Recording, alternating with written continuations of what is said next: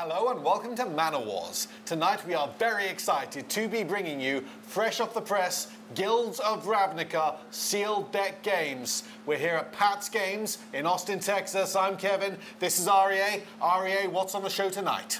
Well, today we've got Bing playing an Izzet sealed deck against Rocky playing a Golgari sealed deck. Izzet versus Golgari. Who's going to win? Watch the episode and find out.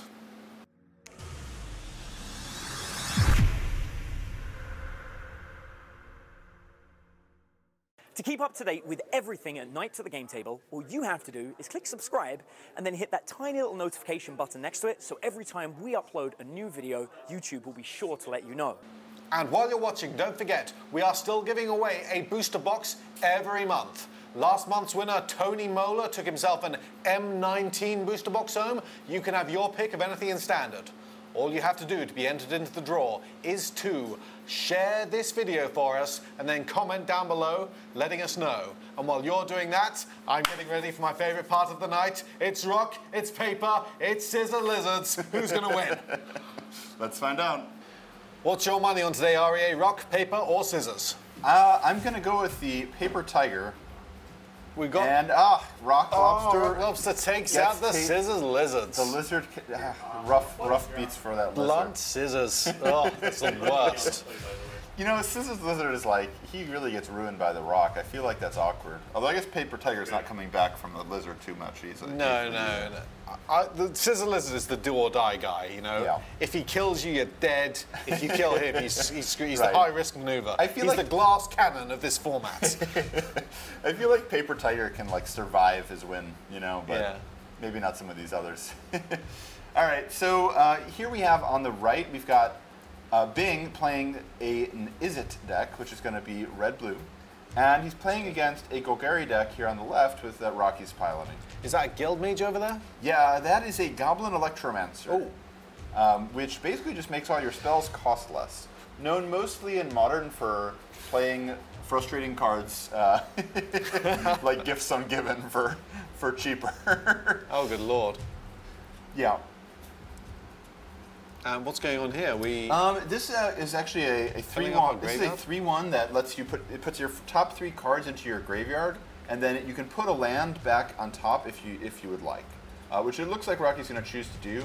Unfortunately, I think it looks like that's Assassin's Trophy in his graveyard, which is a little unfortunate. Oh my goodness, that's not a card you want to throw away. Well, yeah. I mean, in Limited, it's still good, right? Yeah, Assassin's Trophy is still good in Limited. I mean, it's 2 mana, destroy absolutely anything. It doesn't matter if it's a, great creature or planeswalker, like some weird enchantment that you can't deal with. Doesn't matter.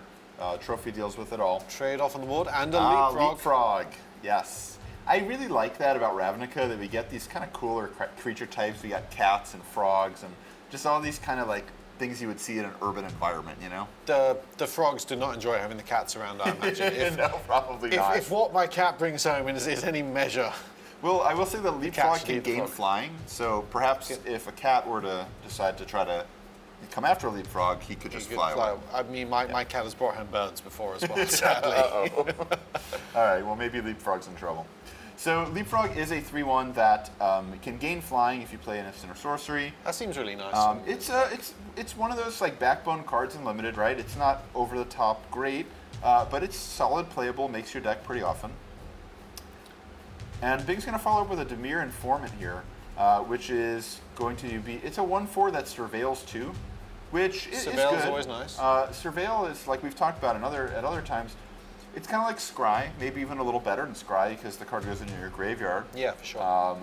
But, it's again, these are not the best quality cards that Bing's played, but they're solid Limited cards, right? 3-1 that can fly sometimes, a little bit of deck manipulation followed, coupled with a 1/4. Sure, I'm perfectly happy to start at a game like that. Even that being said, like this Golgari deck is very, very strong. It's a deck that I actually was helping to build, and we ditched both those cards over yeah, there. We don't want the land. Bing did not like either of those. So I think that's probably a good sign for his hand. It means his hand's probably pretty decent if he's just not interested in anything like that. I don't want the media creature, I don't want the land. Absolutely. Get me to the power. So Rocky's deck is, it's a deck that I actually was helping work on, and like, It's a pretty powerful deck. I mean, it's got multiple mythics, multiple rares, some good uncommons. It's a very, very potent Golgari deck. Nice. I will say, though, it is more of a little bit of a late game deck, so we're going to have to see if he's going to be able to get to that late game. What do we got there? Some sort of... Yes, so that is a zombie that you can sacrifice. It's a 3/3 that you can sacrifice another creature to put a +1/+1 counter on it. Okay. So it's kind of like other sack outlets we've had in the past. What makes this sack outlet a little bit worse, though, is that you can only do it as a sorcery, which is a little awkward because a lot of the time you want to sacrifice is as an instant. You want to sacrifice while you're chump blocking. It gains some kind of evasion ability, right, as well? I believe it gains menace. Menace, yeah. I feel that compensates a little bit for the sorcery. It's still not exactly what you want, but... Yeah, and most of the time when you want to sacrifice something, like unless it's some sort of a combo, like a Rally of the Ancestors or something, a lot of the time when you want to sacrifice stuff, it's largely sacrificing a chump blocker in your opponent's attack step to then like kind of build up your other guy or you know, whatever kind of effect you have with that. Well, we've traded the leapfrog off the board. Yeah, so, you know, frog versus beast, and then it looks like a locket followed by our Goblin Crater Maker. Goblin Crater Maker. Yeah. That seems like a good, solid, limited staple, the Crater Maker. Yeah, that card's real nice. Two mana, 2/2? 2 mana, 2/2 that sacrifices also can, like, to cast shock, something. and what's his other ability? I think you can destroy an artifact, or a colorless permanent. It sounds like something it would be able to do. Yeah, I think it's a colorless permanent. That's so just that really would be an nice. artifact, but... Okay, cool. So this is a 3/3 that when you play a gold card, it actually gets larger, which is very, very good in this Golgari deck. Because this Golgari deck, as you can already see, Rocky's has had a bunch of gold cards in this game already. So that card is very, very capable of getting out of hand. At the same time, though, Bing does have like an onboard answer to it with the Crater Maker. So we're gonna have to see how this goes. Okay, so Bing's going to choose to quadruplicate? Quasi-duplicate? Quasi-duplicate. He's almost duplicating. He's almost duplicating. So that makes a copy of the Goblin. Yep. And then he's going to use the Goblin's ability to destroy that artifact that Rocky played. So that's a pretty good use of Bing's mana in his turn. Plus, gets the attack in, and the quasi-duplicate's got that ability, right? Yes, quasi-duplicate has Jumpstart, which means that Bing is going to be able to use it later in the game to copy something a little bit better, maybe. So that's nice. Like 5 mana spent on either side, but now he's got the attack in as well. Yeah, I mean, this is one of the things that's a little tough with Golgari as a guild, just because Undergrowth, as opposed to Jumpstart or Mentor, which really doesn't need a lot of help, you just need a couple of things going on. Like you need some setup for that. Golgari is a little different. Undergrowth is an ability that requires you to have multiple creatures in your graveyard, and every card is a little different, so they are a varying power level, versus like with Jumpstart or Mentor, all the cards do exactly the same thing. Well, I think Rocky has to decide, I think he's got a choice between either playing removal or a creature, and he has to decide which one matters more. Okay, it looks like he's going to use Deadweight here to get rid of the Crater Maker. Now, that's another reprint, right? -2, -2? Yes, it is. Deadweight, -2, -2. Started it off in the original Innistrad, and it's gotten printed a couple times since. Good, solid, limited card. Okay, cool. And we're going to follow up with this is a Dimir Guild Mage. This is the Dimir version for this set, which is actually the only blue card in this deck. It must be good then. It is pretty good. So it's the only blue card we're playing.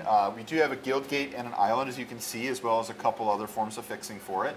But basically it's got 2 abilities. One is 1 in a blue, you can tap it. That'll make a opponent's creature not untap during their next untap step. So it's effectively keep it out the game. It's kind of like a tapper, but it doesn't actually tap the creature. It just keeps it tapped, which is close, not exactly the same. Yeah. But the reason that I splashed this card into this deck, and that I think it's really good, is the next ability, which is a 3 mana tap it to Surveil 2, which, even though this is technically a Dimir card, I think that is a great ability for Golgari. Yeah, Dimir and Golgari seem to have the best synergy of the guilds, with the ability to fill out the graveyard with, well, what's going on here? Yeah, that's definitely the case. So Bing is going to Surveil. I believe it's Surveil 2, draw a card. So Bing's got some options here. I mean, he does want to hit some amount of land drops, although having the locket does help in a way because that kind of counted as playing a land. Whereas on the other side, I can see that Rocky's working with some pretty powerful spells, but they're just not, it's not really the time to cast them right now. Yeah, especially that one on the right there. Sorry, the left. The one on the right of the one on the left, if you take my meaning. All right, so it looks like Bing is going to... It looks like he's going to cast Beacon Bolt and get rid of that Guild Mage, which is honestly probably a good thing, because I think Guild Mage was going to really take over. Surveilling 2 every turn was going to be a huge amount of card advantage, in terms of selection, but also it was going to power up any undergrowth cards that Rocky had. I see what you mean. All right, well, let's see what comes next. I will say that that exchange is not too bad for Rocky, given that Bing's basically got a 1/4. Yeah, I mean, they spend a turn doing something. He takes 1 damage. It's not as bad as when he's getting beaten down by the goblin as well. So I think Rocky, if I'm not mistaken, has an option between a gold card or a monocolored card. And interesting. Okay, so this is Find Finality, and it looks like that Rocky's actually going to cast Find, which I think you do a lot less often with this card, honestly. Yeah, so that brings back 2 cards from your graveyard? Yes, Find will bring back 2 cards from your graveyard, and that'll allow him to recast both of his 2-drops that he played this game. However, that means that he's not going to have access to Finality, which is the -4/-4 to everything. So he is losing the ability to have like a Wrath at some point in this game. That's true. That said, he's facing down a 1/4 and only, 2 cards in hand on the other side, so I can see why the Wrath would not be so appealing when he needs to build his own board. Yeah, well, that being said, I think the getting back 2 2-drops and playing both immediately is pretty nice. It gets him basically from having no board to having a pretty significant board. I mean, yeah, he's got a 3/1 and a 2/2, but that's better than nothing. Definitely, especially given that 2/2 can start surveilling for him. Yeah, I really like the design of the Guild Mages in this set. I think they did a great job of balancing them. In previous Ravnicas, there was always one that was a little too good, and one that was not very good. But I think this time around, all of them are about equal power level, and all of them are relevant at different points in the game. So I think they did a nice job. Oh, what are we doing here? It looks like Bing is actually jump-starting the same removal spell just to get rid of the Guild Mage yet again.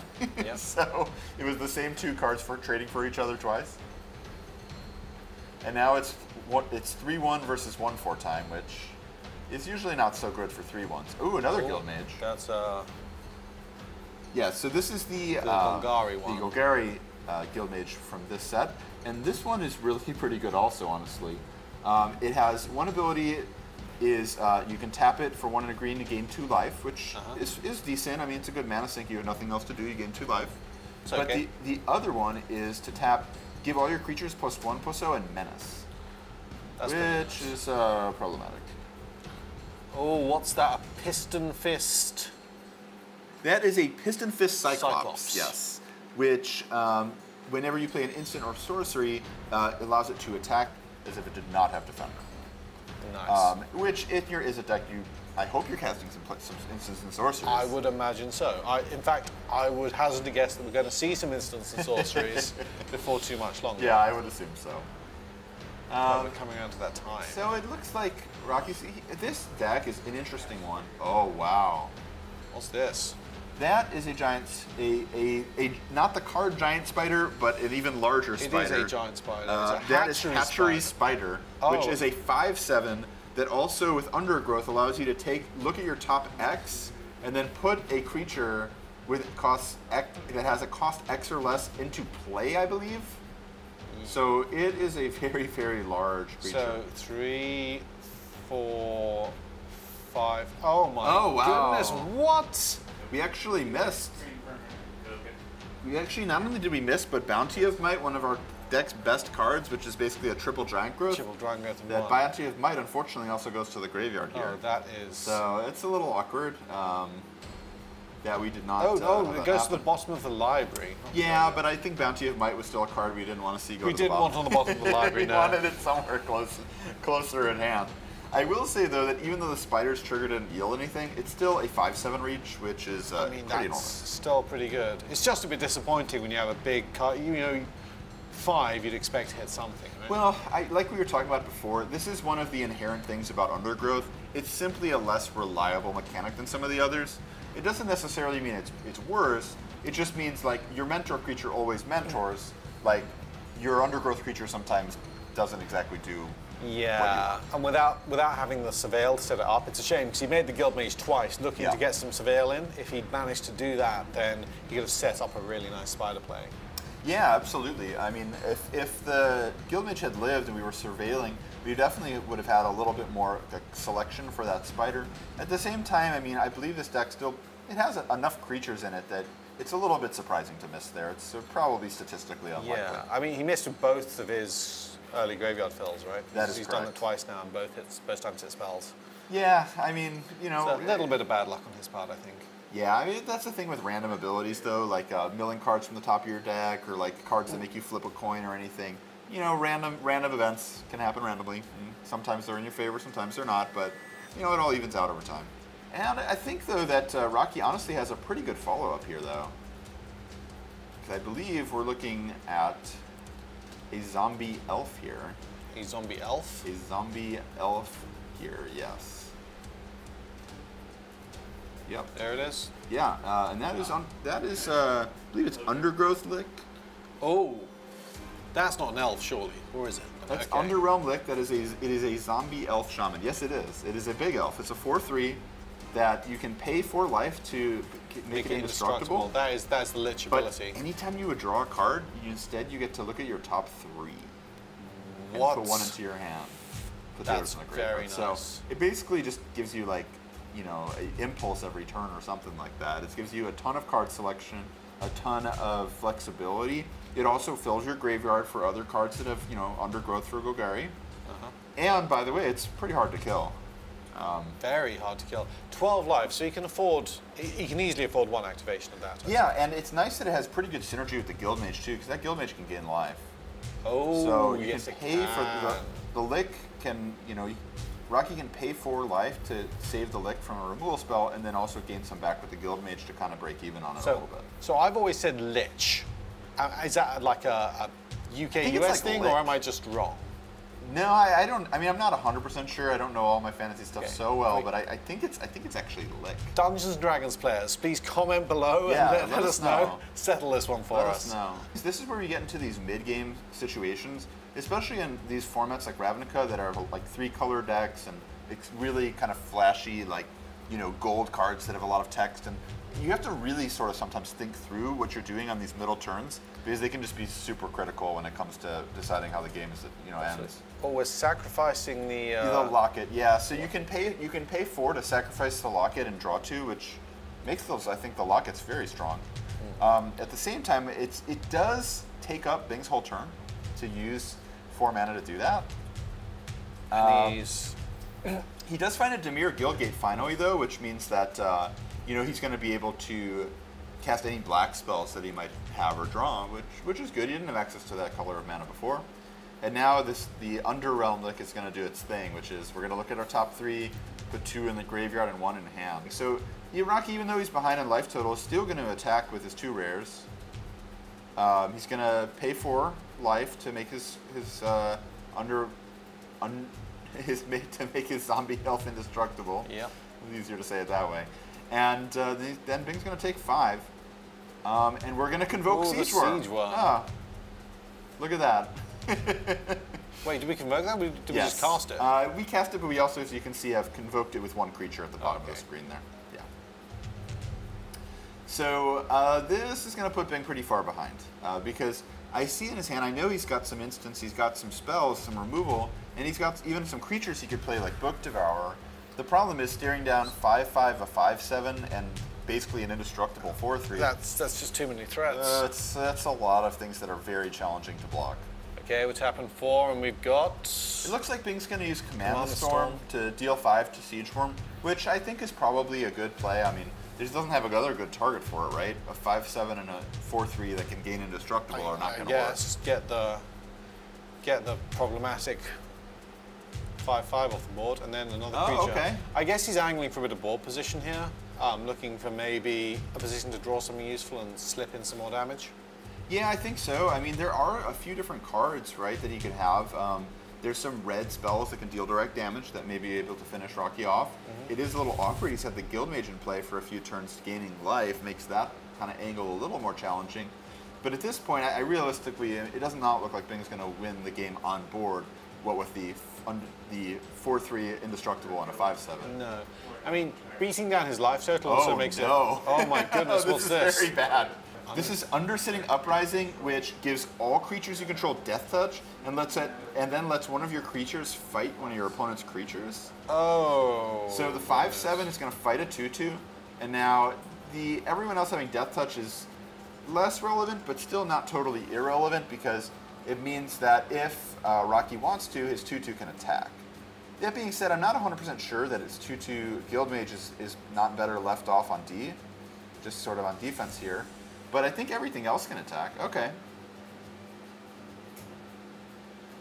All right, so it looks like Rocky's content to attack down for just to 9, 6. taking Bing all the way down to 6. I mean, just 9. When someone's attacking for just 9, they're doing pretty well. Well, he did have the option to attack for a little bit more. Interesting. Oh, hello. Yes. So I think Bing actually found one of the few cards that can actually get rid of this Underrealm guy. He finally found one of the ways that you can get around Indestructible. And one of the ways you can get around Indestructible is to put the creature's toughness below at 0. Yeah. There's an Artful Takedown right there, but is it going to be too little too late? Well, I think Artful Takedown is one of my favorite cards in this set. It's a cool design. It's an interesting card. And so in Rocky's upkeep, Bing is going to tap the Spider, and he's going to give -2/-4 to the Underrealm, which is pretty good, actually. You know, because not only does that get rid of one of these frustrating threats, but it also taps down the other large one. Ooh, that's rough, though. Oh, what have we got over there? So that is a worm that is a 6/4 that has an Undergrowth ability that gives +X equal to the number of creature cards in your graveyard, and Vigilance to one of your creatures. Oof. Okay, wow. So now we're attacking with a creature that was very small that is now, what, 10 power, I think? Oh. It's very, very large. Oh, at least it doesn't have trample, right? Yeah, no trample. Just it does have vigilance though. Okay, so now Bing is on the I have a 1/4 and not that much else plan. He does have some good ones. He has a Book Devourer, which is a 4/5 that's capable of blocking the worm. That's fair enough. I can't help but notice the book devouring creatures have got larger throughout time. we had an Orcish Librarian in my day in the Ice Age. Yeah, I actually love this card. I love the flavor of an Izzet card being a beast that devours books. It's like a smart beast, which is perfect for Izzet. It's got to drive all the other Izzets. Other Izzet skull is completely mad. Oh, here comes the menace ability. Just too much damage. And yeah, so that was Rocky activating the ability to give all of his creatures menace, and that just made being unable to block. It started out looking like the Izzet deck was doing pretty well, but the Golgari deck just slowly rolled out threats one by one. Yeah, it seemed in that particular case that Bing's draw was a little bit weak. I think that his deck is a little more powerful than what it showed there. He kind of just started the game with like a 3/1 and a 1/4, which at the time we thought, that's okay. That's not a bad start. The problem was after that, not much else really ever showed up. No, and he had spells in his hand the entire game. He never got to play. Yeah. Particularly one very expensive X spell. Yeah, he did have some pretty pricey ones that unfortunately, he had Explosion in his hand, which hopefully we'll talk about when we see it, but it just wasn't really able to be played in that game. Whereas Rocky, yes, he did technically mill one of his rares into his graveyard. Then he missed on one of his other rares to put a creature in play. And yet still just had more. But at the end of the day, he did play multiple rares and mythics, and Bing, played some commons, and there was just a power level imbalance thing happening there. Alrighty then. I think that given what he saw in that game, I wouldn't be surprised if Bing were looking at maybe cutting some of those creatures that just don't match up well with these Golgari threats that are pretty large creatures, I think his 4/3 is fine, but maybe 1/4 is not at its best here, or 2/1. These kind of smaller creatures, they're not really going to cut it against a bunch of worms. That's fair. Well, now we're going to see Bing on the play. It looks like his hand is a little bit of an awkward one. Oh, he's got 5 lands, 2 spells. It is 5 really lands, a limited starter, is it? It's not, but he has all 3 colors that he needs in his deck. It's true. And he does have some ability to surveil there, so it's going to be interesting. to kind of see how he chooses to do I this. mean, I haven't necessarily played this format or this deck enough to know. I am kind of the mind that I sort of want to keep it. my feeling is that I want to, in this matchup, I want to get something on the board and get attacking fairly quickly. That's true, but Bing does have a 2-drop that's Surveil 2 draws. So, like, that should, you would hope, at least set him up for getting at least 1 or 2 live draws. Oh, did the Izzet deck decide to draw first? It looks like, yeah, it looks like Bing decided to draw first. Interesting. Which I actually like, to be honest. In this particular matchup, it seems like the game is going to go very long. It seems like the green deck really needs to set up its undergrowth cards for the first several turns. And to me, I like that play by Bing. I think that's a really good idea. Okay. I can see the angle. Yeah, really seal deck is the only time you ever want to be on the draw. For sure. And not always. Some formats more than others, some decks more than others, but drawing first is actually a really good strategy sometimes in sealed for sure. Okay, trading off there? Yeah, I think that's fine. I mean, both players lost sort of, an early drop, but it wasn't critical for either of their game plans. However, the follow-up for Rocky is pretty good. Another Guild Mage. Another Guild Mage. I do love that in sets like this in Ravnica, that you have a lot of cards like these Guild Mages, other cards that have abilities. There's a lot of ways to use your mana, which I think is one of the hallmarks of very, very good limited formats. Yeah, I like that a lot. You've seen that throughout sets, particularly in recent years. I think they like to be mana sinks. Yeah, it was definitely, for example, like a problem in the last set of M19 a little bit, where really once you hit your 5th land or 6th land, like there was just nothing to do with that mana. Like it just would just evaporate every turn. Whereas I think it's very cool where we have cards like you see on the left here with a Locket and a Guild Mage, both ways to use your available mana. If you're flooding out, you at least get some value out of the lands that you've drawn. Indeed. Okay. Well, it looks like the Izzet deck is slow to get in the board, so can the Golgari deck capitalize? What's his play going to be here? Well, it's interesting, right? Because on the one hand, you'd say, yeah, Bing's going to fall very far behind because he hasn't had a ton of plays this game. That being said, though, like this matchup seems like it's a very slow matchup. Both decks are 3 colors, a lot of removal, a lot of high-end expensive cards. So, you really just want to be able to get to the late game effectively. Well, what's this? So that was Dispersal, which is return the creature with the greatest mana cost, and then they discard a card. Not a bad card.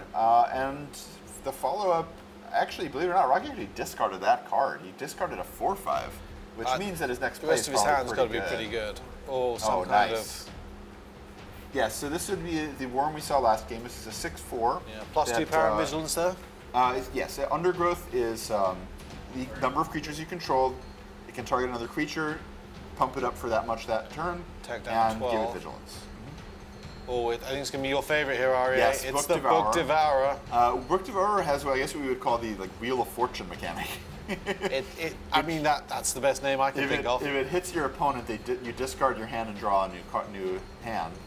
Which I think looks pretty good for Bing right now, actually. Yeah, I think that's actually a very, very powerful ability. And given that Bing's kind of sitting on a bunch of land, I mean, yeah, he might just be attacking with Book Devourer, try to get through. That being said, he is behind in life totals here.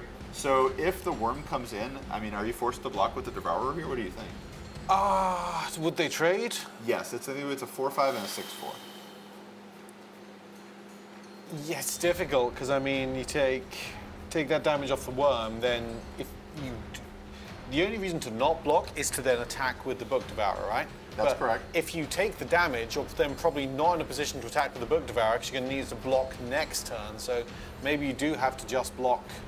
Well, I think you'd be hoping that when you discard your hand and redraw some cards, that you would be able to redraw there's good ones. Oh, wow. There's going to be no blocking as a dead weight. Yeah, well, that dead weight's going to make things awkward. Now, that will keep the Guild Mage at home, so that's a good thing because the Guild Mage can't really attack into a 2/3. But the dead weight giving -2/-2 to our Book Devouring Beast over here, that's going to be rough for blocking for Bing. Oh, okay. Activations. So Rocky, even though he chose to deadweight the Devourer, he still actually ended up using a Menace ability here to get in for an additional point and make it so Bing couldn't even chump block if he wanted to.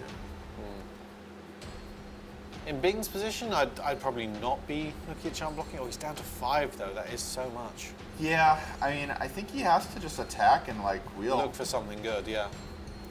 Yeah. Spin the wheel of discard fortune. 5, draw 5. I mean, it could end up being very good. Come on, Bing. Let's have something good. I really enjoy this card. What have we got? Okay, you got a Cyclops, another Book Devourer. All right. Oh, wow. Oh, hello. Explosion, okay. Okay, is this enough to dig ourselves out of the hole? I think we're good for another turn at least. I think it might save us. It might save us for now, yeah. Kind of depends how we want to do it. Obviously, you know,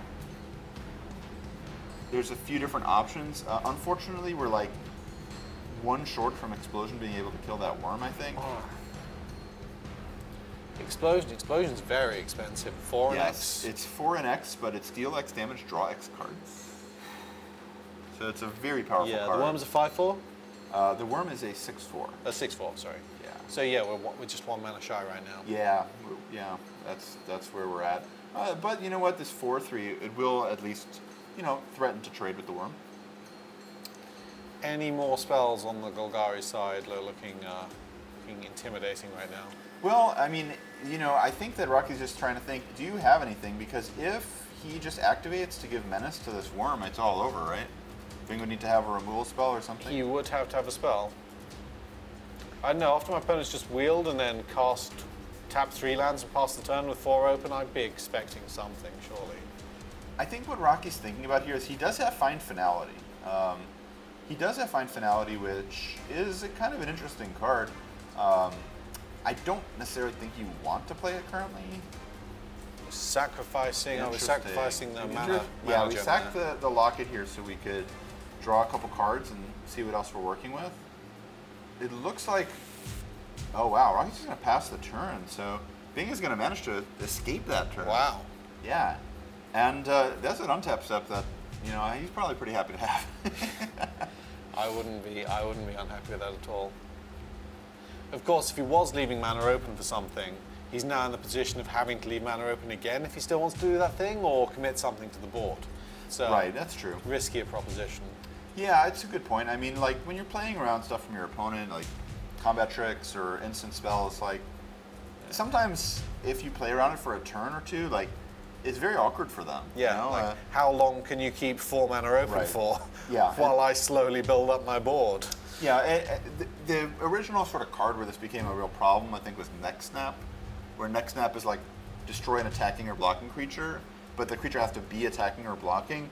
And I think they've actually realized in more recent sets they should not print cards like that because it's a 4 mana instant you can only play at certain times, and it leads to these weird games where nobody wants to do anything.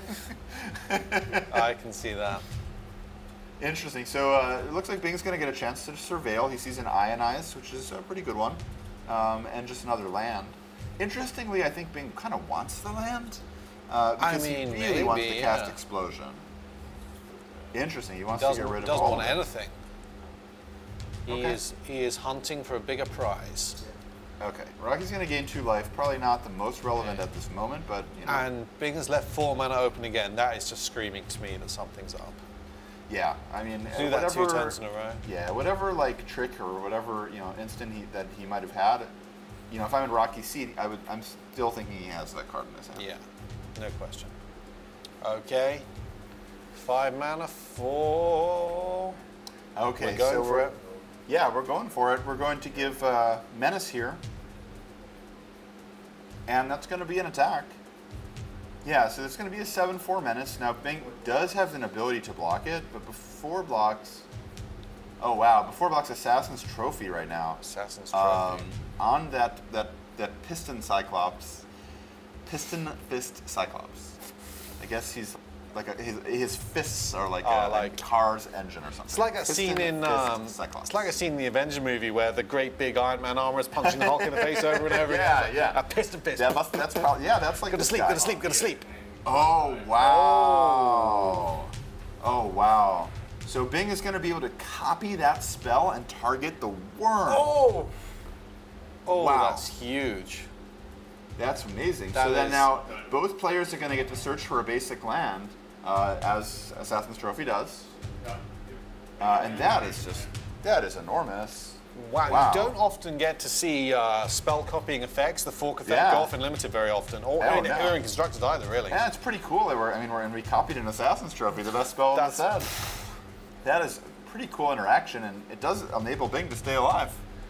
I did not think he was looking like he was in great shape there at all. That was big. But that is going to be a huge swing, because now the Guild Mage can still give Menace, but there's nothing to give it Menace too. And Bing is going to have the option of using this Book Devourer to cast Wheel of Fortune yet again. Discard his hand, draw a brand new hand. Looks like he's got things in his hand. Does he want to keep them? He does have to activate the... I believe Book Devourer is a May. Yeah, it is. That you can do it. You don't have to do it. And, we'll just have another Book Devourer after combat. You know what's funny with having two of them, right? Is that you can discard your hand and then redraw, and then there's another trigger, so you can do it again if you want. Oh my goodness. It's like whenever it deals damage, so it'll be like 2 triggers, and you can discard your hand, you can have 3 chances of a hand. Fantastic amount of card selection. Yeah, it's a lot. At the same time, like, you know, Rocky, his deck is a very powerful late game deck. He does certainly have some big and powerful spells that we've seen. We're just gonna have to see how it turns out. And he is ahead on life totals too. Yeah. Okay, so Find. Yeah, we're gonna take Find Finality, but we're gonna play Find. Second time this match we've seen Find instead of Finality. That's correct. Which is interesting, because I think you see Finality more often, right? Yeah. I mean, you play it for Finality. Yeah, definitely. Maybe it comes up in Limited sometimes. Find is good. 2 cards out the graveyard, right? Yeah, it is. If you're like milling the cards, putting them into your graveyard as part of an effect, you know, then tutor up 2 really nice creatures. Yeah, that seems pretty good. Exactly. In that case, like Find is almost kind of like a draw 2, right? Yeah. Like it's card advantage 2 for 1.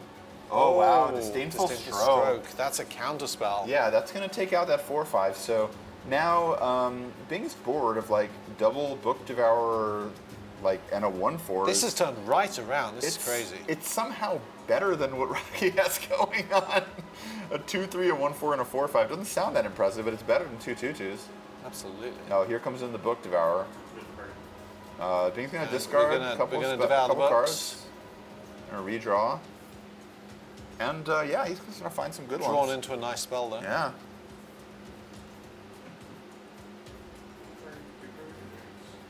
So that is Command the Storm. That's solid. That's just 5 damage to a creature, and you know that's gonna kill most creatures. That's perfectly good. Facing down this kind of card selection now, I'd say our Golgari deck's in trouble. Oh wow, interesting. So Bing's gonna just immediately get rid of this elf before it can pump itself. Can't it? Yeah. It can become like larger. So Bing's just like, I don't want that guy in this game. Let's get that guy out of here and see what else is gonna happen. That being said, now Bing has used his Disdainful Stroke and his removal spell.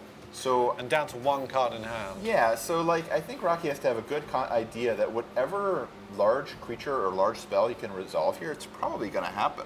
Yeah. You know, because once your opponent uses multiple answers, it's like, do they really have the 3rd, the 4th, the 5th answer? Sometimes if they do, you just shake their hand. You say, good job. You know, you win. Here we go. Okay, so now we got the double Guild Mage. I think that, you know, Dimir and Golgari, they're friends, right? Yeah, they... Well, I mean, the Dimir might want the Golgari to think that they're friends. Okay, that's more likely, perhaps. But they are certainly, as we said before, they're the synergistic guilds for this set. Yeah, I think when you end up in 3 colors in this set, a lot of the time it's going to be these 3 colors. Because Surveil and Undergrowth just have a lot of inbuilt synergy. Yeah, 2 guilds together like that. All right, so it looks like we're going to fight off one of that 1/4, which is a good thing. But Bing still has a 4/5 Book Devourer, and he has, you know, should it get through, and it probably will since it is Trample, it's going to give Bing an opportunity to discard and draw some more cards. Interesting, okay. So what do we got there? Drake?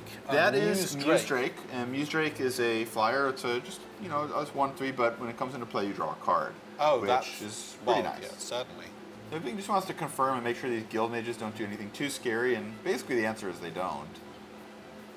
And so he's going to attack with Book Devourer. It looks like Rocky's going to take 4 more, and now Bing gets once again to draw 2. 2 cards, draw 2 cards. Man, this is so cool. It's such good deck selection. Yeah, it really is. So this is interesting. So Bing has the option to play Leapfrog, which I think he will. Yeah, Bing's board is getting dangerously close to lethal here. He is, yeah. And considering the fact that the Drake and the Leapfrog really can both gain evasion, I mean, that's huge. It'd be interesting to see if Rocky chooses to Surveil 2 with his Guildmage on upkeep. It's certainly possible that he can. At the same time, though, he does have like some rares, like the Spider, that costs a lot of mana, that if he taps 3 to Surveil on upkeep, he still won't be able to cast that card if he draws it. Yeah, I guess Rocky says, you know what, I'm just going to draw a random card. Just gonna draw a card. We're going to see how that goes. But Bing is just, the number of cards he's seen in this game from these Book Devourers is just it's been really enormous. I mean, he's just been churning through his deck. Every time he just draws additional lands and like doesn't have anything to do, just discards them to the Book Devourer. Yeah. Okay, so our Guildmage here is being activated. Oh, shutting down the Book Devourer. It's going to keep the Devourer tapped, so that's not bad. That's going to save a little bit of a turn here. At the same time, Bing just has a backup Book Devourer. True. That can also make him also Wheel of Fortune. So slightly awkward.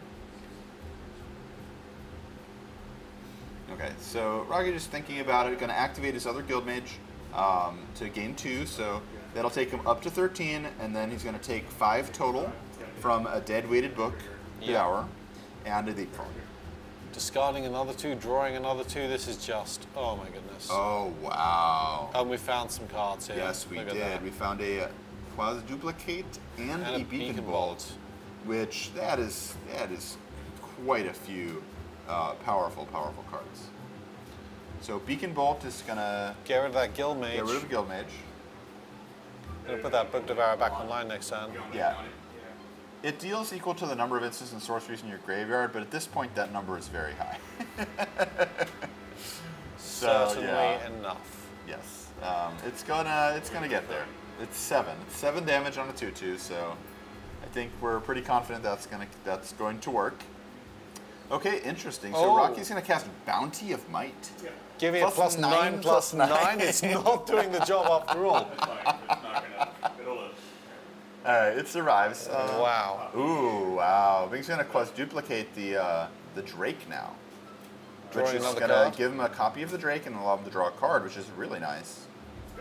Oh, yeah. And it also keeps quadruplicate in his graveyard, too, for later. Wow. That card does have Jumpstart. It does. That big triple giant growth, that would have been a thing. Yeah, that would have been huge. I mean, that could have potentially dealt the final points of damage, or made a surprise book and a surprise block on a Book Devourer. Yeah. Unfortunately, it did none of that. It was just sort of a counter spell for a removal spell. just shy of what he needed there. Yeah, not exactly how you want to use your 6-mana rare. Not really. No. Ooh, interesting. Shutting down the Leapfrog. Yes, so it looks like Rocky's going to choose to keep Leapfrog tapped instead of a Book Devourer, which is sort of an interesting... okay, interesting. And then he's going to sacrifice a creature to destroy target creature. And you also gain life equal to the sacrificed creature's toughness, so that'll pump him up a little something. bit. Yeah, it's something. But he's really on his last legs here. He's going to need... Well, the fact that Bing now has 2 flyers, he's got a flyer and another copy of a flyer. Plus, he has the ability to further generate copies of things if he so desires. If I were him, I think I would maybe just attack with my 2 flyers in the book this turn. That's it. How much library has Bing got left? Because he has wheeled a lot. He is running a little low. I doubt he would use any more copies of any more triggers of the Book Devourer at this point. But it may just be enough. Yeah, he is not looking to use this Book Devourer at this point. However, the fact that he now has a removal spell in the graveyard. Now we need finality. Oh, wow. What's this? That is a Death Touch creature, but that is not going to be enough because Bing is able to cast one of his Jumpstart cards, any of his instants in his graveyard. That's going to give Leapfrog flying, and that is going to be an enormous problem. It doesn't have a. You need a land in your hand to kickstart, do you? Jumpstart, you can discard any card. Oh, discard any card. Okay. Okay, so that will. We are going to destroy the single blocker. No, any card you got. I am going to do that. Okay. All right. I was just going to pump one of my cards. Okay, fair enough. Oh, so and then there's a Bing pump is able finish to attack through all that, use his last removal spell to clear away the one blocker and deal lethal damage. And we are going to have to call time there. Those games went on so long in any tournament setting, that would be the end of the round. So we're going to have to call that one a draw, I'm afraid. 1-on-1. Aria, what do you think? Yeah, it would have been cool to see who would actually have won a game 3. But I do think we got to see two like pretty competitive games. One game where the Golgari deck got to play kind of its late game, which was, you know, looking at a lot of cards, like returning things from the graveyard and kind of getting into that sort of undergrowth mechanic. Yeah. And on the other hand, in the second game, we got to see, you know, Bing use the Izzet cards really, really well. Man. With multiple jumpstart cards coming in really clutch. Those book Devourers, so synergetic in Izzet and enabling all of the, you know, finding enough instants and sorceries and jump starting late in the game. Those are really impressive. Yeah, Book Devourer seems like it's one of the stronger kind of commons and uncommons for sealed, just because you have the option to discard your hand and, hey, find some new stuff. Wheel of Fortune, good card. Who would have thought? Yeah. Well, thank you for joining us on Mana Wars, and we look forward to seeing you next week.